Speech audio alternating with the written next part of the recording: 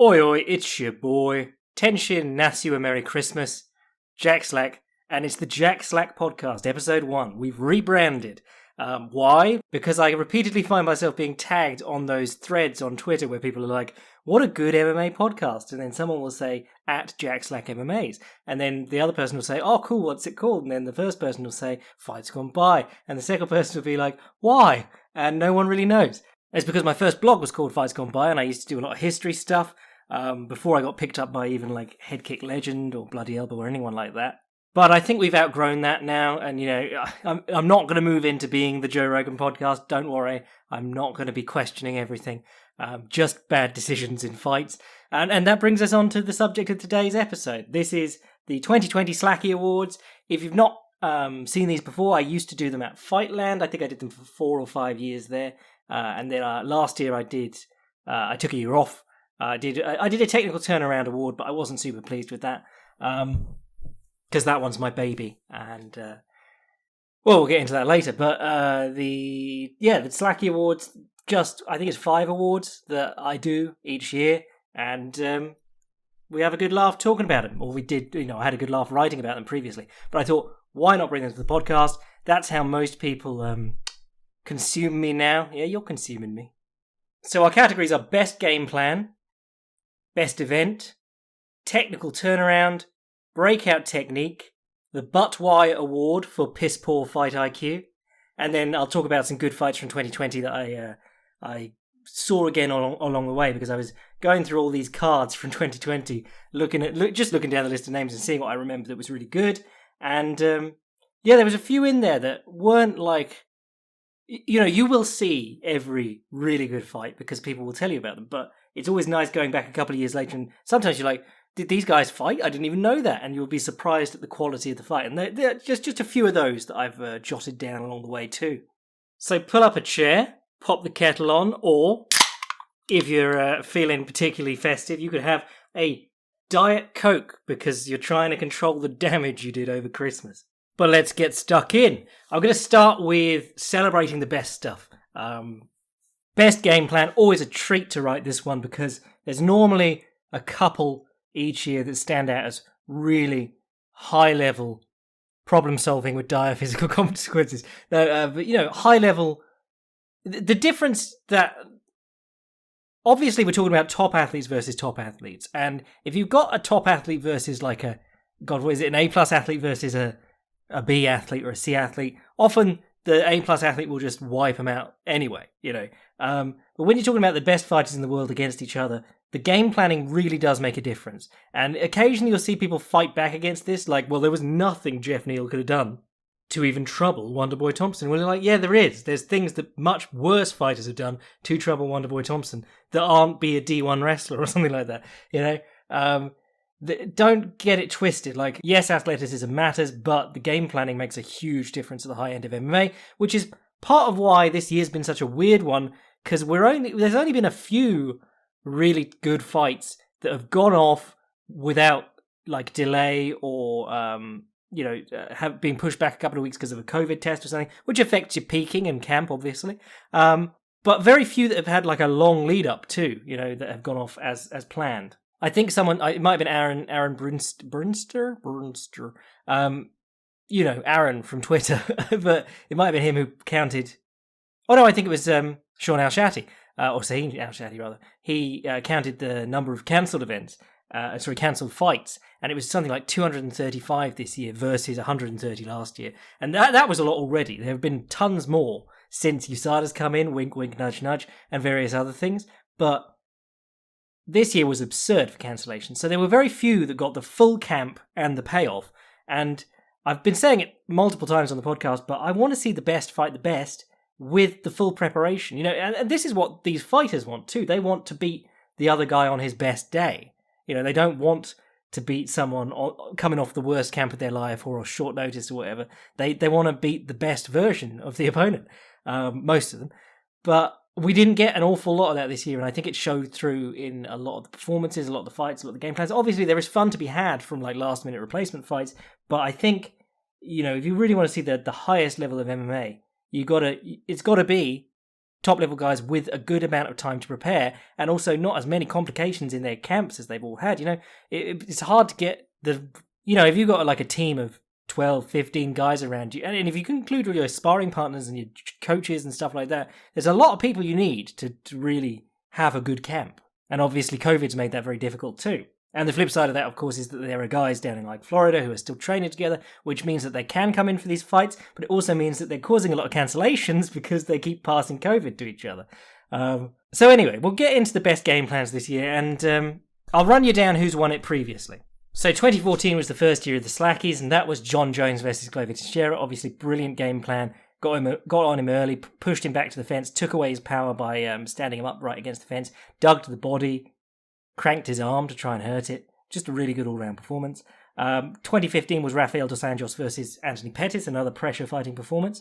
2016 was Cody Garbrandt versus Dominic Cruz, much more of a bring-them-to-you performance, but just what the doctor ordered against Cruz. And one we wrote extensively about. If you want to read the absolute masterclass, that's one I did all the illustrations and shit for. It was good fun. It was probably my favourite piece I wrote this year. If you're a Patreon boy, go check that out. I'll put it in the description.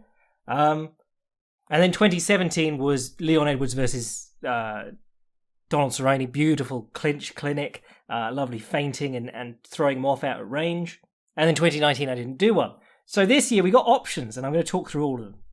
So this could be quite a long podcast. But then people are always complaining that my recaps are too short. So, best game plan. I got a lot of suggestions for this one, and then there's a couple that I threw in on my own. Let's deal with the one that happened like 2-3 days ago. Horiguchi versus Asakura. Kyoji Horiguchi comes back to a very difficult fight. We did a tactical guide to that on the fight primer. Had trouble with Asakura dropping away and drawing him onto strikes because he's a shorter man. And though he does burst over big distance, if Asakura dropped away, he could really stretch those charges out and hit him with counter hooks from both sides. That's what Asakura likes doing, side-swiping you as you come in, whereas Horiguchi likes to crash in, intercept you head on, straight blows. This one, Horiguchi came out, closed the distance down first and low kicked hard and destroyed Kai Asakura's knee in a couple of good low kicks, and then Asakura jumped for like a spazzy flying knee, which was something that got him knocked on his ass against Manel Cape, and Kyoji just battered him with punches.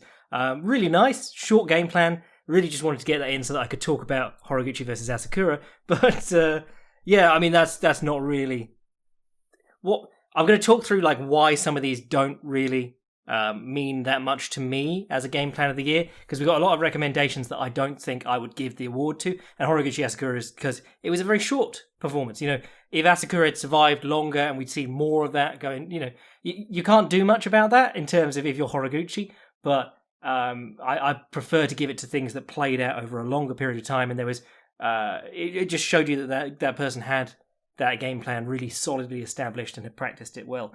So there's a couple of others that people have suggested that I don't think I will, like Lopez versus Loma. Obviously, we're not a boxing podcast, so I did write something extensive about that at the fight primer, but lovely performance from Teofimo Lopez, using a pivoting right uppercut to get Loma out of that outside angle. Really worked wonderfully, and every time he did it, Loma would go back out to distance, and Lopez would throw 1-2s because he was the longer man. And he did a load of other stuff to deal with that outside angle too, like he'd just push him away with the forearm across the chest, pull him in for clinches, try and catch him with the left hook as he went round. Again, go read that piece because it's interesting, but not really our stomping ground, boxing. And then Khabib versus Gaethje, a few people actually suggested that, and I don't want to give that because I don't think it was a good game plan. I think part of what made that fight so special was that Khabib was fighting on a bad foot and desperate to finish it as early as possible, and he went wild trying to do that. It was if you watched him running towards Gaethje, really not what you want to be doing. The fact that he pulled it off was incredible, but I'm not going to give that any award for game plan of the year. But again, that's not to shit on Khabib or Gaethje, because if you go back and listen to our Khabib retirement episode, I more tearfully go through why that fight was so impressive. We're talking more things like Cejudo versus Cruz, absolute masterclass, that one, and I did write a big article in the post-fight. But if you watch that fight, where Garbrandt made Cruz come towards him and play the aggressor, which he isn't very comfortable doing, and of course, if you're going towards Cruz, he can dart out the side door as you're coming towards him. That's how angling works best. If the guy's slowly coming towards you or just turning to face you each time. If he's going to you, the more you drop away, the more he's forced to come in straight on. It's very hard to come in from an angle against someone who's retreating. But Cejudo went on the aggressive against Cruz, and it worked beautifully. He'd noticed that when Cruz bounces in and out of his stance, he goes left foot forward, bounces back so that his right foot's slightly in front, like a full step back. And then he'll bounce in either on right foot forward or left foot forward. But it's that constant bouncing back to a very, very short southpaw stance, which I call the launch pad in that Absolute Masterclass piece on Garbrandt versus Cruz. And he noticed that he was going to do that every time. So Cejudo would step in with a fake, Cruz would bounce all the way back from from orthodox into southpaw or southpaw into orthodox, and Cejudo would follow him back and kick whatever leg was left in front. So many guys have kicked at Dominic Cruz's lead leg, and he's either put his weight on it and picked their leg up, or stepped back and they've missed by a mile. But Cejudo was faking first, stepping deep, and then kicking what was the trailing leg. And then there was all the work he did to corner him against the fence. He was trying to hit him with knees as Cruz entered clinches, and then he would duck in, pick up a single, come up into the underhook, and try and knee Cruz from the clinch then, or duck in, try and tap a leg, get Cruz to sprawl back and knee him on the way up, or on the way down. It was just a really interesting performance from Cejudo because he's had so many different ones, and it reminds me, it reminded me again because he retired after that fight, and he really is one of the most improved fighters of all time. I don't know if he ever won our technical turnaround, but just astonishingly different, even 5 fights from the end of his career to his last fight, and he was just getting better. And obviously Cruz came in late notice, which is a bit tough on both of them, so game planning that effectively that quickly, very impressive. But this is the thing, like, we got Deverson Figueiredo as the champion now, and he's looked amazing, and everyone's like, damn, who could beat Figueiredo? But I can't remember the last time that there was a UFC champion and there were like 3 guys out in the world who I think could beat him at his weight. There's Kyoji Horiguchi, who's fighting a bantamweight, but is still a flyweight, really. There's Demetrius Johnson, who's in exile in 1. And then there's Henry Cejudo, who could just come out of retirement and beat him. Possibly, So it's a really weird situation there. But beautiful game plan against Cruz from Cejudo. That's definitely a contender. Lots of recommendations for Adesanya versus Costa. Yeah, this is one of those complicated ones because before the fight I was like, man, Costa cut the cage really well against those southpaws who didn't really know how to escape the cage. We don't really know how good This is the thing, like, offensive ring craft, you don't know how good someone is at it until they meet someone who's good at defensive ring craft. It's the same reason, like, I remember people getting well mad when I was like, the secret to getting away from Rousey is to not let her put you near the fence. And then people would send me clips of, like, Sarah Kaufman running herself backwards, or Liz Carmouche, and go, well, they couldn't. Then Holly Holm comes out, controls the space, keeps, has awareness of what's behind her, and completely takes Ronda apart by doing that. We don't know how good you are at cutting the ring until you fight someone who's good at stopping you from cutting the ring. And there aren't an awful lot of those in MMA, either. Both. Whichever. But Adesanya just masterclass in that one. I wrote about that after the fight, I think, but taking away the few weapons that Costa did have, lighting him up with the jab, hitting him with low kicks, occasionally going southpaw, changing directions to circle off the fence so he was never in trouble. Catching kicks, he did that beautifully. Anytime that right body kick came in, he'd turn with it or slide away with it and take it under his arm, and then he'd come back with combinations, or even throw it by and sneak out if he was too close to the fence. It was just a comprehensive masterclass from Izzy. Basically, banger versus a guy who actually really knows what he's doing from why am I doing this perspective. If you're Paulo Costa, you could teach him to jab, you can teach him to throw the left hook as a counter, you can teach him to throw the right body kick, and he'll knock people out with them because he's a monster. But Israel Adesanya does those things in aid of moving around the ring or getting to where he wants to be. It's like Trevor Whitman says, you give them the tools so that they can edge out exchanges, and then if they've got the power and they land good connections, then they'll get the knockouts. Lots of recommendations here. Oliveira versus Lee, obviously beautiful fight. Again, I wrote about that, absolute masterclass. I don't know if it was a particularly strong game plan for fighting Kevin Lee. I mean, put him on the back foot, but there was an awful lot of trying to take him down and getting turned over. There was a lot of fighting from bad positions by Oliveira. The work with leg entanglements was absolutely beautiful. And you could hear Charles Oliveira's corner say, kick him in the body. When he gets on that leg, guillotine him. in the break between the round where he did it. So that was impressive too. Oliveira's going to get a couple of shout-outs in this episode for just having a stormer of a year. Ferreira versus Pettis was recommended, but again, I think that's something that Ferreira sort of always does against a guy who's sort of tailor-made to lose to it. Really, I give an edge to people who are answering a tricky question rather than just applying what they normally do against someone who's very badly suited to dealing with it. So that Cejudo Cruz one is a great example.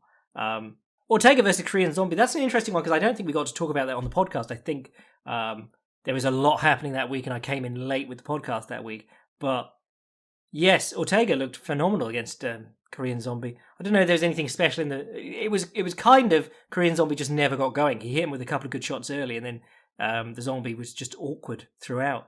But we're going to be talking about Ortega later on in Technical Turnaround. Brunson versus Edmund Shabazian, someone suggested, which I thought was a pretty good performance from Brunson. And he managed to drag him later and tire him out. Someone said Caceres versus Hooper, but sorry, Alex Caceres is never winning an award on my show. Burns versus Woodley, again, like this is... this is a difficult one because Kamaru Usman and Colby Covington have done amazingly putting people on the fence throughout their career and applying the pressure. Gilbert Burns is more of a mixed bag. You know, that's not really his style, that pressure fighting. So, yeah, I mean, this is not me just hating on Kamaru Usman and Colby Covington to not allow them consideration for that. But you see what I mean? Gilbert Burns did something that was a bit outside of his usual game against Woodley and showed terrific improvement in his striking and stuff too. Whereas Usman and Covington, while they dominated Woodley, it was still what they normally do in terms of game plan. That Gilbert Burns and Woodley fight is fantastic. You know, that's the one where Henry Hooft was asking him to kick when he could touch Woodley's hands. Anytime he could get close enough to put both hands on Woodley's hands, you know, double check of the hands or hand trap or whatever you want to call it, and then low kick on the low kick, and that worked really well. Using beautiful left body kicks, stepping up into those, timing double legs under Woodley's right hand. They just really looked like they knew what they were dealing with and had answers specifically for Tyron Woodley rather than Usman and Covington, which was just their game was built to run through Woodley. Sandhagen versus Moraes is another one I'd give a big shout out to because obviously Sandhagen had a very embarrassing loss to Aljamain Sterling. I mean, not so embarrassing when you consider how good a grappler and wrestler Aljamain Sterling is in MMA, but a very quick finish with almost no offense mounted, and that will always kill your hype train. So to come out and then just dispatch Moraes in the way that he did was very impressive. But it wasn't just that he blew him out of the water, he really set him up for it. He got him biting on the feints and the jabs. He'd flick out the jab and be back out of the way before Moraes could get to him. He got Moraes to come off the trigger a bit because Moraes is a guy who, if you jab at him, he tries to throw back harder or tries to time a big counterpunch over the top. So he got Moraes waiting and then he'd jab into body kicks. He was doing a lovely technique, we'll talk about it later, but like throwing the rear straight, stepping through and turning it into a jab. So it's like a double jab, but it's a rear straight step jab and then body kicking. And then he caught him with that beautiful wheel kick going backwards. I mean, people will remember the knockout, but up to that, you know, it was the kind of fight where he was in complete control already, and the knockout just sort of cut it short, and I was almost a little bit disappointed. I know, Sean Madden, he listens to the podcast, but they'll be annoyed by that, me saying I was actually disappointed by his finest performance. But you know what I mean. I think sometimes I lose people with that, you know, I wear two hats. One of them is like the guy appreciating the technique, and one of them is the Just Bleed fight fan. And they compete. And I don't tell you when I'm talking as one or the other. And then my final consideration, and the reason that I left it till last, was because I think it's probably my winner. Yeah, I'm declaring it the winner. Max versus Volkanovski 2. Max Holloway versus Alexander Volkanovski 2. Sorry, proper names. I think these two fights, both of them, I mean, the first one was last year, unfortunately, so doesn't get considered. But both of them, just brilliant. A lesson in learning from your mistakes, 1 and 2. I mean, Max closely lost the first one, or, you know, competitively lost the first one. A lot of people think he did enough to win this second one. I was a bit gutted. Mainly I'm gutted because it makes it hard to justify a third match when the fights themselves are good enough to justify a third match. I'm a little bit removed from watching it, the fight that is, but I did do a podcast immediately after that fight, and I believe I creamed my jeans on the microphone about it. But If you remember, the change between the first and the second fight is that Volkanovski was using low kicks to cut off Max Holloway's combination work. Max Holloway steps in to jab, and anytime you step into jab, that lead leg is there to be punted. And that's something that the City Kickboxing boys have been doing tons. Adesanya did it against Romero. Costa. Costa would step in, and he'd kick him in the leg. You can't get your hands going if you can't put your foot down safely without your knee being buckled inwards. And the way that Holloway dealt with that was that he went Muay Thai Max. He cut his shorts all the way up to his hip, which was very important, and wore red compression shorts underneath. But he fought in a higher stance, and he came in with kicks, push kicks, lifting the lead leg, just anything to get his leg in to position to punch without just putting it straight there. Doing things to preoccupy Volkanovski. And coming in off like a left high kick is great, but coming in off push kicks is always great because if the guy kicks for your leg, he'll get knocked off balance. And then you can start just raising your knee and coming in because if the guy kicks at your leg and it's not just you raising your knee, if it is a push kick, he'll get knocked off balance again. So it's a nice way to take away. It's not like I'm going to knock you out if you low kick me, but it is. You should probably stop low kicking me because it's going to put you in weird positions later in the exchanges. So he used that beautifully. He set up some lovely high kicks on Volkanovski. It was just a very kick-heavy performance, and it showed that Holloway, in spite of in the lead-up to the fight saying that he didn't watch the first fight because he thought he'd won it, he didn't learn anything from it. He was clearly lying because he came in, fought a completely different fight in exactly the way to take away the stuff from the first fight. And the fact that Volkanovski came back into it and did so well in his own right, just a beautiful pair of fights. I think I'll probably do a video on the pair of fights, especially if the third ever gets booked. I won't do it before Holloway fights. Is it Cater he's fighting next? Because you don't want to curse him against a guy as good as Cater. But yes, I thought that change was the perfect example of a great game plan. Not only was it the right thing to do at the time, but it also meant that Max had to do something that was different to what he normally likes to do. He's a competent kicker, he's a decent kicker even, but he very much favours entering with his hands, using the jab, starting to pile on the punches that way. He had to fight a way that wasn't what he believes he does best to win this one, or, arguably win this one. So game plan of the year, Max Holloway versus Alexander Volkanovski in a losing performance, which is very strange. I don't know if that's ever happened before on this show. I don't know if I've ever done that before. I don't know if anyone's ever done that before. Start as you mean to continue, eh? Because any year there are multiple nominations of people for the Butt Y Award for Piss Poor Fight IQ, where they actually went on to win the fight in spite of how badly they fought. I've got Best Event up next, but honestly, now that I'm not writing, I don't know if I feel the need to do Best Event. Best Event is a bit of a filler category. There were some decent ones this year, though, and a couple of them weren't pay-per-views. A couple of them were just regular fight nights. The Overeem versus Sakai fight night was pretty good. Marias versus Sandhagen. Cater versus Ige. All decent. And then, of course, all the numbered events were okay. There was 249 was Gaethje versus Ferguson. I seem to remember that card was pretty good. I'm not even going to do this. Fuck this. I'm cancelling this award. Let's move on to technical turnaround. Now, this one is quite dear to my heart because a lot of the previous winners of Technical Turnaround have gone on to do great things after getting the award. 2014, TJ Dillashaw. 2015, Rose Namajunas. 2016, Max Holloway. 2017, Robert Whittaker. And then 2018, Dustin Poirier, Henry Cejudo, Jan Blachowicz, three-way tie. Cop out. 2019, I was going to give it to Justin Gaethje, and I gave it to... who was it? Volkan Oezdemir, because I was so impressed with how much better he'd looked since he stopped just swinging like a psychopath. Should have given that to Gaethje. But at one point in 2017, the three existing winners of the Technical Turnaround Award won belts in the same year. TJ Dillashaw, Rose Namajunas, and Max Holloway. And two of them won them on the same night, which is pretty cool. So I try and take this one a bit more seriously. But honestly, the technical turnaround it really is one of my favourite things in MMA because there are guys like Khabib or John Jones who come in and then they go straight to the top or, circuitously get to the top, but they never face that adversity. And then there are guys who come in, have what's sometimes called a prospect loss, but they have a couple of stumbles, but they work it out, and then they go back on their way, and they continue being a superstar as predicted. But in MMA, because of the myriad of ways you can win, the ways you can fight, and just the amount of things you can do, we have guys reinventing themselves even late in their careers, or dozens of fights into their careers. And between Dustin Poirier, Justin Gaethje, people like that, people who were an established fighter one way and then very quickly changed and became another sort of fighter, that just gives me life in this sport.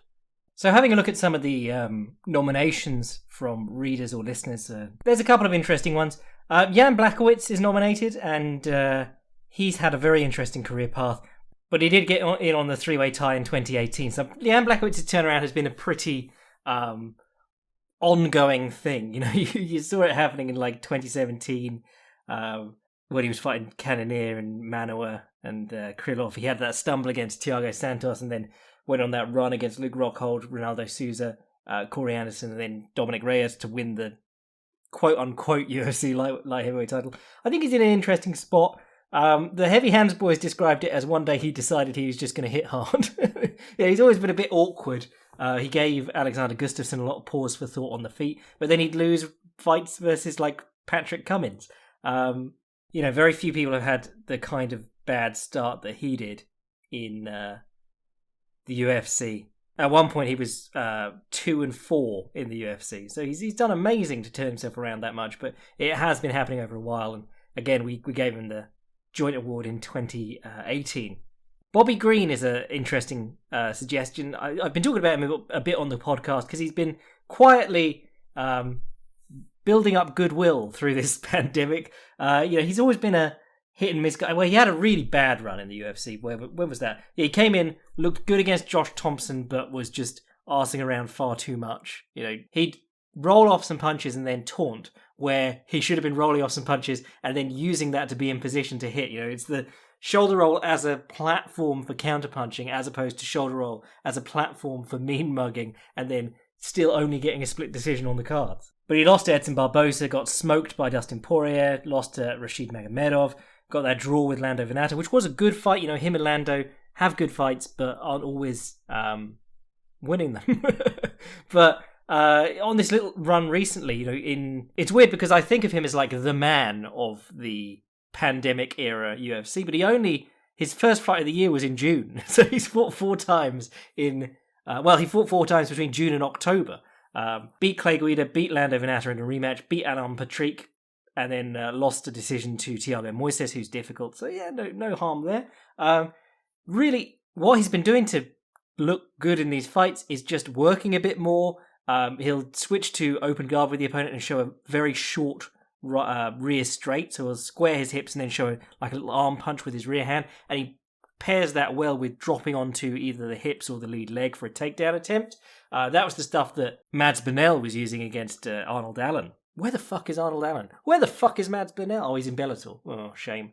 So, not blowing any minds, Bobby Green, but what I've seen from him in the last 3, and honestly, even in the Moises fight for bits, was far more promising than what I'd seen from him basically his entire UFC run. And he's 34, so he's not exactly a young guy, but he's still got time to develop and grow.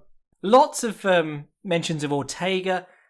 Bit tricky because he did look so good in that match, but there was a point where sort of Korean Zombie just sort of seemed to lose confidence and be put on the back foot and let Ortega open up and work. And then you were in sort of the reverse of the Ortega-Holloway situation, where one guy's made to look so much better by the other guy not really doing anything. With that said, I'm not blind. I did see him, the stance, the footwork, the general punching mechanics all had improved so much from that guy who sort of stood with his feet wide and tried to swing hard.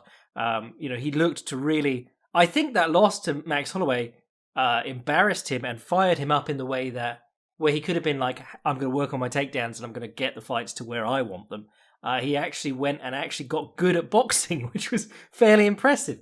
So the only downside of the Ortega thing is that he's only had one fight this year, but he's only had one fight since 2018. So yeah, bit tricky. I don't want to undersell his performance because it was so impressive, but there are guys who have shown a little bit more consistency in their improvement, whereas with one opponent, it can always just be that one fight, you look great. Gilbert Burns, I suppose, has a great shot here because there is such a clear improvement around about the time of that Konchenko fight. When was that? That was August 2019. He starts really being more put together as a striker, is what I'd say, because he was always a good banger. You know, there was some amazing knockouts in his early UFC run. Jason Sago, Dan Moret. Got smoked by Dan Hooker, obviously. Had a lot of trouble with Michel Prazeres, who's a fascinating fighter because he's built like a fire hydrant. But around about the time of that Konchenko fight, he starts using the low kick well, throwing in some jabs and stuff. Gunnar Nelson, he looks good against. By the time he's fighting Damian Maia, you know, he's got power in both hands. He's staying on top of his feet a lot more. But even then, the surprise of his striking and wrestling and grappling merging so well together against Tyron Woodley was really remarkable. Now, again, this is, that's Tyron Woodley. He does have a massive flaw in his style. And the other flaw in his style, aside from backing himself onto the fence constantly, is that he doesn't really do enough, which we'll get into in a bit. But that's always a bit of a pickle. Doesn't really, because Damian Maia got starched real quick. And then Tyron Woodley just let Gilbert Burns work, basically, for the entire fight. So tricky to know how much of that is just Gilbert Burns' confidence. You know, is he really a complete striker, or does he just look like an amazing complete striker when guys are terrified of him or not going to fight back? But a very solid pick, I think. Just a shame he didn't get his title shot this year. Someone said Glover Teixeira. Really, Glover's been doing what Glover always does, which is, well, not even always does. His recent career, he used to just murk people with the cross counter across the top of their jab and a good single leg and good ground and pound and an arm triangle from mount.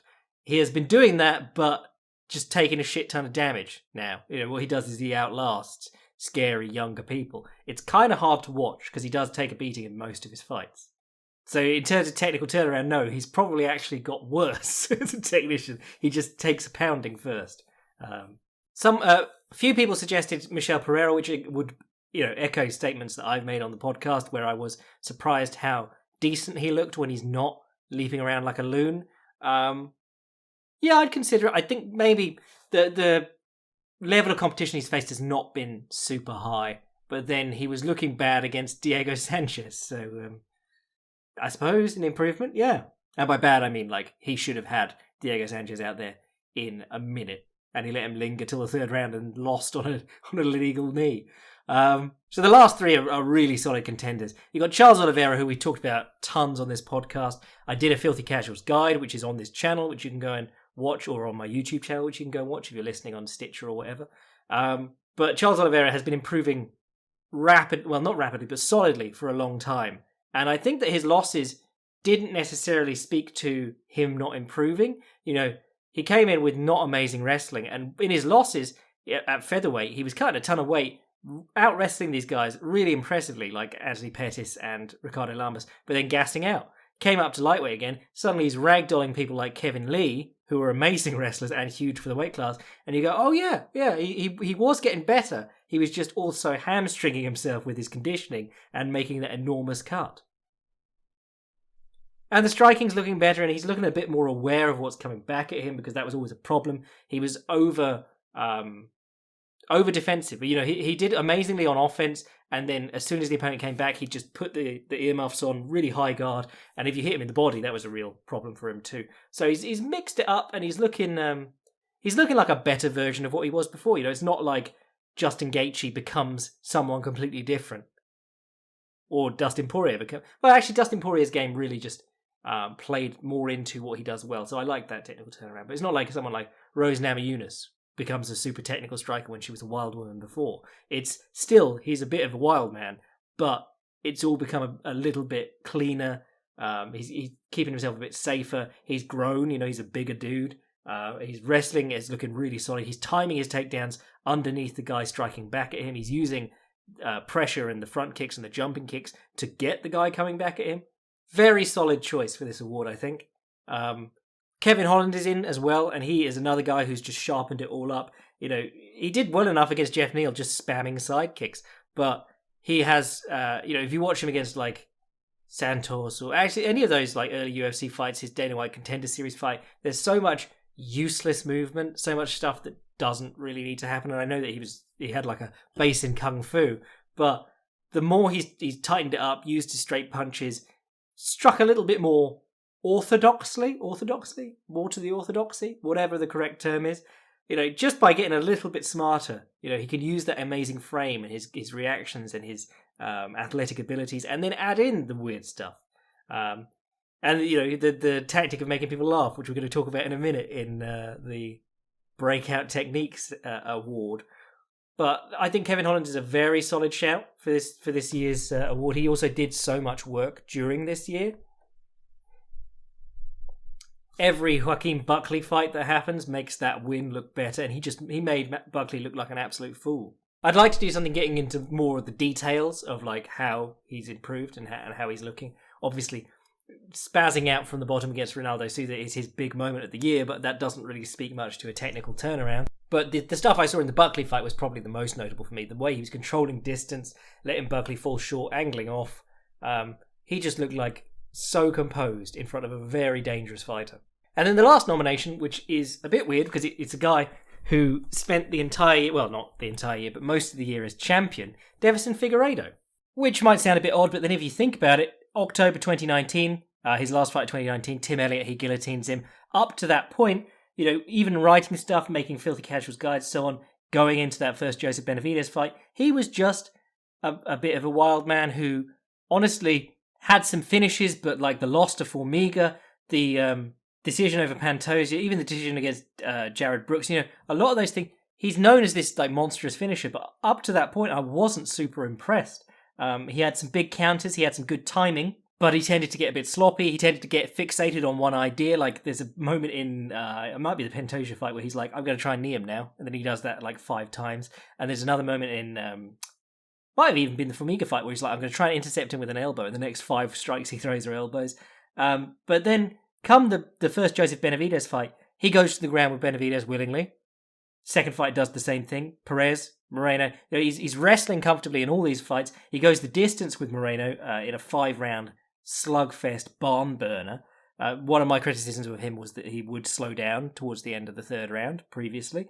I think using the grappling, showing more variety on the feet, fighting more logically is what I'd say.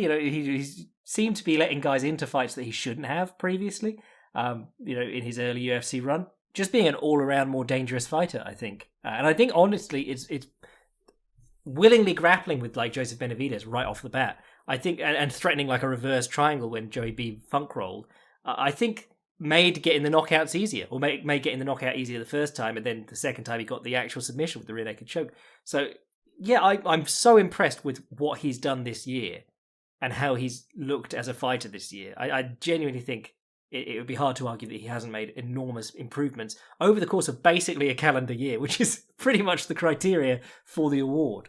I mean, I don't want to do another tie again, so it's not going to be Figueiredo and it's not going to be Holland. It's going to be Oliveira because he's looked amazing. The Kevin Lee fight was such a standout for him, based like level of competition wise. He'd always struggled at the highest level. Like you could go back and watch him beat Jeremy Stevens or someone like that, and he'd do well against Anthony Pettis and Ricardo Lamas, but he'd always lose in the end. And he had this reputation for being like someone who folded under pressure or when the opponent fought back. Fought Kevin Lee, went through some really bad spots, but dominated and won. And then he fought Tony Ferguson and never had any trouble with one of the trickiest men in the division's history. So well done, Charles Oliveira. Technical turnaround of the year, which means you're winning a title next year. If we go by, or maybe not by averages, because I gave that 3-way tie the other year. Now, breakout technique of the year. This is hard because I can't always pick one because there isn't always a clear one. And I don't always like to do, sometimes I just pick whatever. But someone said pressure passing, which I think means underpassing, because as I pointed out on the Figueiredo Moreno card, 3 guys hit double under stack passes on that card, and it was pretty rare to see guys doing that in MMA now. But Figueiredo, Jacare, and Oliveira all hit stack passes in that card, and Oliveira hit a couple of different variations. He got like a double under stack pass, and he also just stacked him by the ankle, Sakuraba style. A couple of people suggested the tattoo, which is the back fist or the backhand without the spin. Obviously, from the bottom, guys have been landing that really well. Kevin Holland snapped Jacare's head around before he came up with the punch. Marlon Vera landed a really good one on Jose Aldo. Got his kick caught, snapped him with the back fist off the same hand. Or hammer fist, rather. I don't think we've seen enough of it to say that it's that legit, but one that I wrote down that could be quite interesting is striking off one leg, because immediately after I said in that after that Costa fight, might not have been after the Costa fight, might have been before it, but like guys get kicks caught in MMA and then they don't do anything with it. Whereas if you catch someone's leg in Muay Thai, they're coming in with elbows afterwards, or they're coming down on the collar tie, or you're not home free. There's the reason that guys catch kicks in Muay Thai and then stand upright and push you back is because they want to stop you from coming back at them, or they parry and throw you off or whatever. But they don't just stand there holding the leg, which I feel happens a lot in MMA. And then Joaquin Buckley spun and kicked that guy in the head. There's been a couple of others like knockouts off one leg. Can't remember who they were off the top of my head. Fuck. But I did write it down because there were a few interesting moments like that. Someone said sweeps via leg entanglement, which links in with what we were saying about Oliveira. I don't think that's caught on widely enough yet. It's Oliveira, Ryan Hall, Tony Ferguson. Not an awful lot of others using them. Effectively, that is. Lots of people saying empty arena tactics, or rather things like, if the opponent's on your back standing, walk over to your corner so you can hear him clearly. Things like that. Quite interesting. But then guys tend to or try and get close to their corner for coaching and grappling exchanges anyway, because in a big arena, that's your only chance of hearing your corner.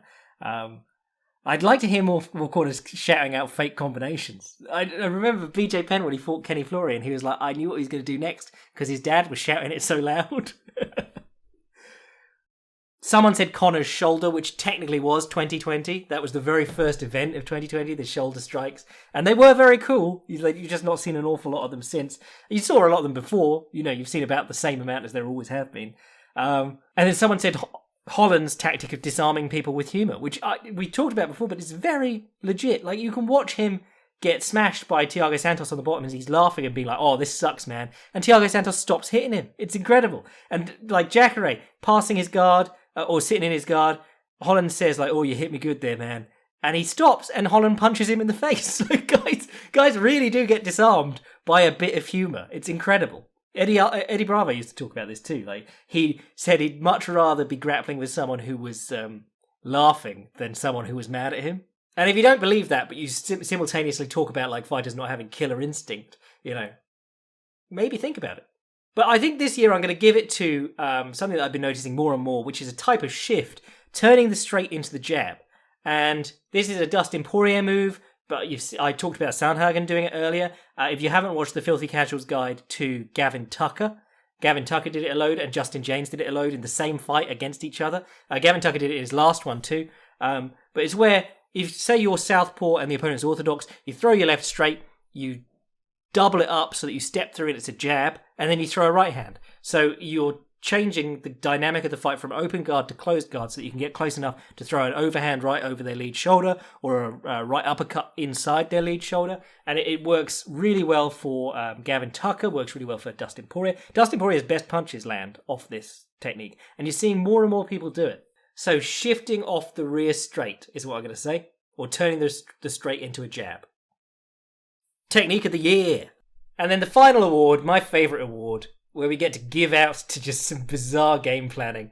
The But Why Award, as in But Why, for piss poor fight IQ.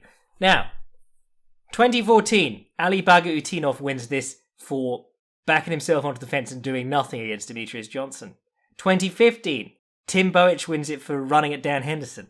2016, Ryan Bader wins it for diving after Anthony Johnson's leg with no setup and then just sort of dying in the turtle. And then in 2017, Anthony Johnson goes from being the winner in a But Why fight to the loser in a But Why fight as he goes full wrestling against Daniel Cormier. And finally, 2018, who else could win it but Cody Garbrandt?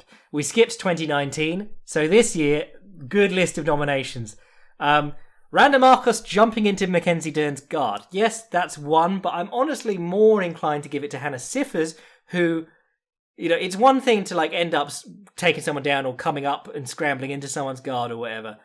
It's another thing to stand over someone in guard and let them underhook your leg and put a feet on your hips and turn into a knee bar. That was probably Again, Brock Lesnar, Frank Mir. There's only a few examples I can think of. Dudes just standing there and letting you grab their leg and invert on it.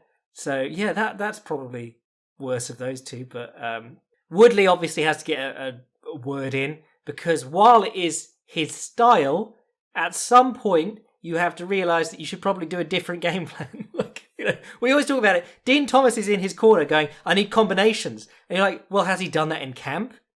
Does he throw combinations in camp? We just don't see it because he's never thrown combinations in fights.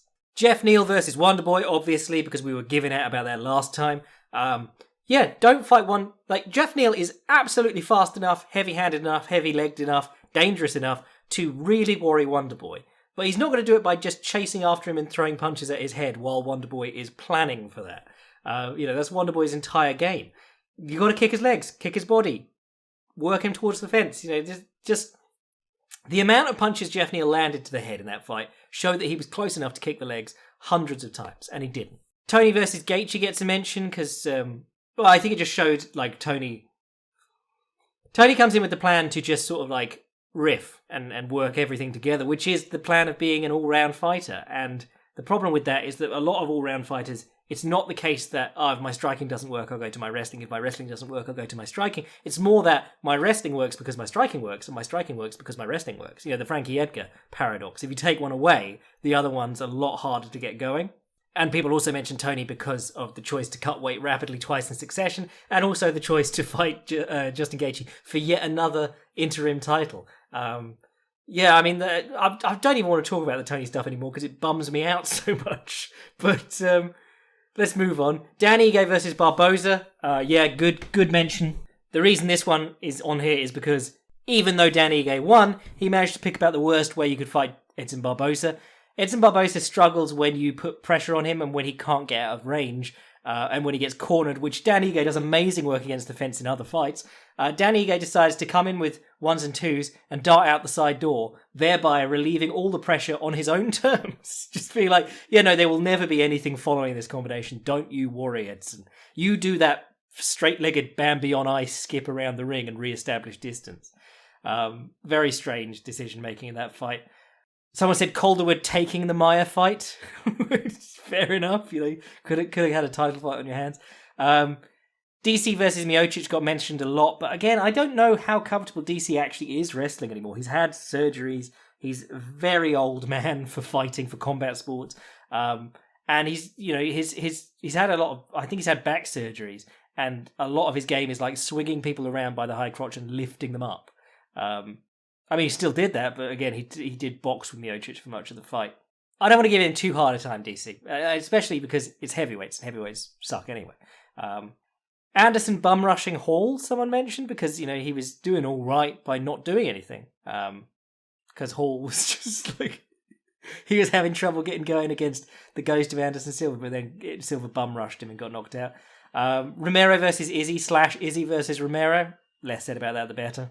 Someone just said Greg Hardy's casual civilian jiu-jitsu. I think that was their terms. But heavyweights, don't want to give it to a heavyweight. However, I will say the Villante submission loss is in here for astonishingly short, poor fight IQ, but Villante's heavyweight run could be in here. Villante has fought twice at heavyweight despite doing shit at heavyweight just because he can't lose weight, which is incredible for a professional fighter. Someone said Moreno versus Pettis because he just sort of followed him around the ring. People were talking about Pettis not getting any, or the UFC not wanting to put any shine on Pettis before he left the UFC, but they gave him a massive step down in opposition compared to what Pettis usually fights. And they made him featured prelim. Bono Costa versus Izzy was one. Can't really blame him because it feels like he felt he could cut the ring. He just didn't have the practice doing it against good people, or good ring generals rather. Douglas Lima is worth a mention because if we're going to give out to Woodley for standing on the fence and not doing enough, Douglas Lima has done that in fights he's won. He's just the Musashi one. Musashi was not particularly dangerous at any point in the fight, but Douglas Lima never got going. And you could say that about his rematch with Rory. He's won in spite of never getting going. The man has an amazing low kick. He's got a great left hook. He's got good guard game. He's got good takedowns. But he also refuses to actually take part in the fight for much of it. Agapova spazzing out. Yeah, that's a good one. Robbie Lawler continuing to wrestle Neil Magny. But the undisputed winner this year has to be Matt Wyman, because jumping guard from a standing clinch in the middle of the cage, even dudes do it against the fence and get slammed on their head, but at least you're thinking, yeah, the fence will prop me up a bit or stop him dropping me so heavily. But to do it in the middle of the cage, amazing. What more can be said? We could talk about like bad ringcraft and things like that, but jumping guard, unless Yoshinori Aoki, has barely ever worked. And I can think of like 3 or 4 people who've been dropped on the back of their head from guard and knocked themselves out. Minoru Suzuki fought Guy Mezger back in Pancrase. Guy Mezger stopped the takedowns, hit him with body shots. One of the very first proper applications of bodywork in MMA. Minoru Suzuki gets so tired he tries to jump guard out of the corner. Mezger steps back. Suzuki's feet clap together in the air as he's trying to pull closed guard, and the back of his head lands on the mat and he knocks himself out. Amazing. Got to go watch that. But yeah, no idea what Wyman was thinking there. It gets even funnier when you remember that the fight before that, he'd been held down the entire fight in closed guard, and then he was like mean mugging and pushing his head into the guy's head and being like, fight me, stand up and fight me, bro, while on the bottom. It was amazing. Oh, what a great year for fighting, eh? In spite of everything and everything going to shit, they managed to get enough one-on-one matchups together to keep us all entertained, and some good stuff happened in the meantime. So thank you to your winners. Game plan of the year, Max Holloway versus Alexander Volkanovski. Technical turnaround, Charles Oliveira. Breakout technique, turning the straight into a jab, or shifting with the straight. But why award Matt Wyman for jumping guard? It was a good year of fights, and I hope that they stay as fun and as inspiring and as downright stupid a lot of the time through 2021. I'm your boy Jack Slack. This is the Jack Slack podcast. We are now on Stitcher, we're on Spotify, we're on iTunes. I'm going to get us on SoundCloud so that I can release some rap tracks, diss tracks. If you want to read any of the articles I've mentioned, sign up to the Patreon, support the podcast, be a boy. If you want to see what I'm writing at any time, fightprimer.com. And if you want to send an email to the podcast, fightsgonebypodcast. Oh, fuck, I'm going to have to change that. Anyway, fightsgonebypodcast@gmail.com. I'm your boy, Jack Slack. Jumping guard in 2020, bless.